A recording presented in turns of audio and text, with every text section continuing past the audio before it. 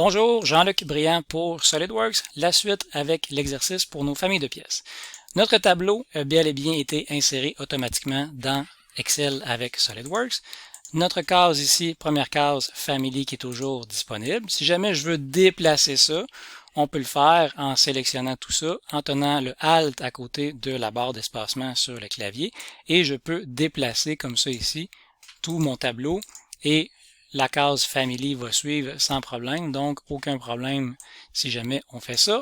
Je vais, dans le cas présent, effacer ça ici, les premières colonnes, on n'en avait pas besoin.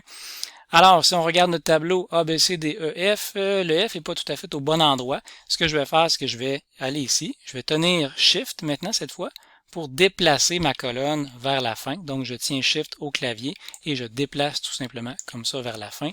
Et je vais remettre dans l'ordre alphabétique mes lettres ici. Je vais aller chercher mon image.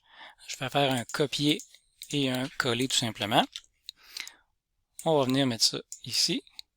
Si jamais vous mettez l'image en haut, ça risque de nous causer problème lorsqu'on va importer notre tableau dans Excel au niveau du 2D, un peu comme une nomenclature. Fait que ce que je vais faire, je vais plutôt l'amener au bas de mon tableau de données, comme ça ici, et ça risque de me causer moins de problème plus tard. Je vais même effacer quelques lignes ici en haut parce que j'en aurai pas nécessairement besoin. Comme ça, ça va être un peu plus clair. Je vais ajouter mes configurations. On vient tout simplement ici changer le nom de la configuration. Configuration, on va dire 1, comme ça. On va ajuster ici la largeur des traits. On vient sélectionner comme ça ici et on va descendre les configurations. Et vous voyez que tout s'est fait automatiquement. Configuration 1, 2, 3, 4, c'est même ajouté directement dans Excel. Pour l'instant, c'est les mêmes valeurs pour les configurations. On peut laisser ça comme ça sans problème. Ce qui serait peut-être intéressant, c'est pour les personnes qui vont venir, exemple, pour la valeur A, la largeur de la portion centrale de ma pièce, on pourrait lui imposer certaines valeurs. Comment on fait ça? On peut aller ici, en haut, dans Données, dans Validation des données, et je pourrais lui dire que c'est une liste, cette case-là, et je pourrais dire que tu choisis seulement entre 5, point virgule 6, point virgule et 7, comme ça. Et maintenant, le seul choix que j'ai, c'est 5, 6 ou 7, tout simplement. Ça ne fait pas une grosse liste, alors ce qu'on pourrait peut-être faire au lieu d'imposer quelques chiffres comme ça, c'est vraiment de créer une vraie liste. Ce que je vous conseille, c'est d'aller sur une autre page directement. On va renommer cette page-là, on va l'appeler liste au pluriel. On va dire que la case ici est égale à... avant de faire ça, avant de dire égal, ce qu'on va faire un petit quelque chose. Parce que sinon, on va avoir tout le nom et ça va peut-être un peu moins pratique. Alors, ce qu'on va faire, au lieu d'avoir tout simplement tout le nom qui s'appelle A commercial, SKS1, on va aller chercher seulement le A. Comment qu'on fait ça? On va dire égal ici. On va demander à Excel de nous écrire seulement ce qui est à gauche du A commercial. Alors, on va commencer par trouver il est où le A commercial, parce que le A commercial, il va toujours être là dans toutes les paramétrisations de SolidWorks pour les esquisses, par exemple. Alors, ce qu'on va faire, on va lui dire trouve-moi. Alors, trouve-moi le A commercial qu'on doit mettre entre guillemets, comme ça. Trouve-moi le A commercial, point virgule, dans la case ici, comme ça.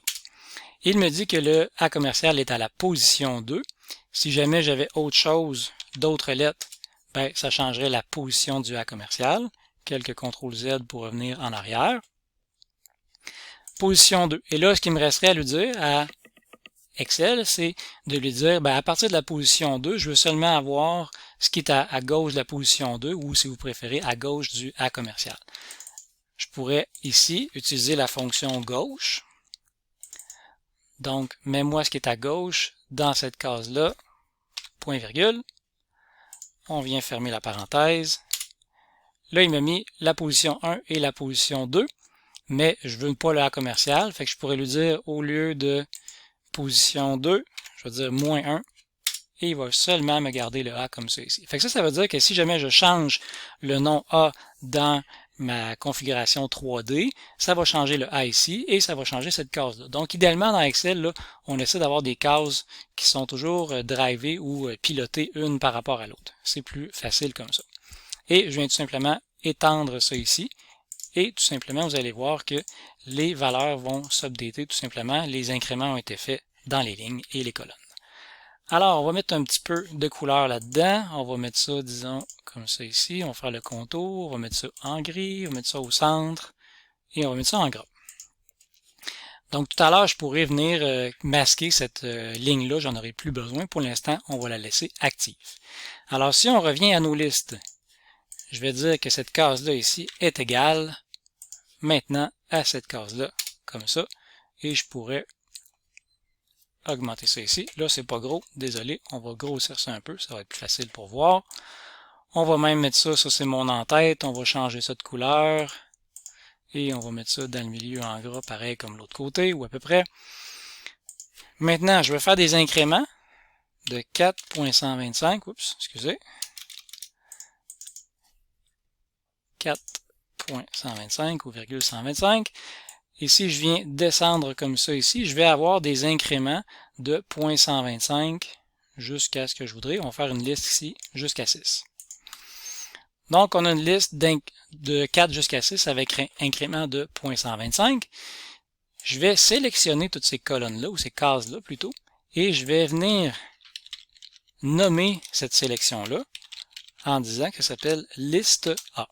Faites attention, ne mettez pas de tiret, mettez vraiment le underscore et regardez comme il faut comment vous avez écrit la liste A pour pouvoir l'écrire ailleurs parce que sinon, on risque d'avoir des messages d'erreur. Alors ça, c'est ma liste A. Je vais retourner à ma feuille ici, de l'autre côté. Et dans ma case là, je vais aller encore dans Données, validation des données ici. Et je vais dire que ce n'est plus égal à 567, mais bel et bien à ma liste underscore A. Si je ne mets pas de égal, je vais avoir un problème. Et je vais aller vérifier quelque chose. Lorsque j'ai fait mon liste A ici, je vais revenir en arrière comme ça. Et vous voyez, j'ai une sélection et j'ai pas de liste A. Ça veut dire que j'ai oublié un petit quelque chose. J'ai pas fait mon Enter ou mon Entrée lorsque j'ai renommé ma liste. Alors, je vais revenir ici. Je vais dire encore que ça, c'est mon liste underscore A. Et là, bien important, faites Enter ou Entrée. Si vous ne faites pas ça, la liste ne sera pas nommée. Et là, on peut voir que lorsque je viens sélectionner tout ça ici, ben, ça s'appelle bel et bien liste A. Et je reviens à ma feuille comme ça ici. On s'en va à Données, validation des données. On va dire que c'est égal, n'oubliez pas le égal, à liste A, comme ça ici. Égal, on regarde si liste A est bien écrit. Oui, tout semble beau. OK. Et à ce moment-là, quand je viens ici, vous pouvez voir que j'ai ma liste qui est en intégrité ici. Maintenant, si jamais vous voulez changer cette liste-là, on se retourne dans liste ici. Et je pourrais dire, bon, j'ai pas besoin de 5 jusqu'à 6, je vais effacer tout ça ici. Je vais effacer les derniers chiffres. Je reviens à ma feuille, je reviens à ma liste, et vous voyez que ma liste est complète de 4 jusqu'à 5, mais je n'ai plus de 5 jusqu'à 6. Par contre, j'ai des cases comme ça ici qui ne servent plus à rien. Ce qui serait intéressant, c'est d'enlever ces cases-là, et pour ça, je vais modifier ma liste. Fait que je vais aller dans, ici, en haut, dans Formule, dans Gestionnaire de noms, et vous voyez, liste A est ici, et ça arrête jusqu'à 18. On va aller voir dans ma liste ici, je vais fermer ça. Donc, ça arrêtait avant à 18, mais là, il faudrait que ça arrête à 10. Donc, ce que je vais faire, je vais revenir ici, gestionnaire de noms, ça, et on va changer ici. Ce n'est plus 18, mais 10. Je pourrais aussi resélectionner, tu sais, je pourrais tout simplement dire, j'enlève tout ça, et je resélectionne comme ça ici. Ça revient exactement au même. Et on fait Enter à ça. Et maintenant, lorsque je viens sélectionner mes valeurs, j'arrête à 5 ici et je n'ai pas d'autres valeurs qui ne servent plus à rien. On se retrouve dans une prochaine capsule pour la suite.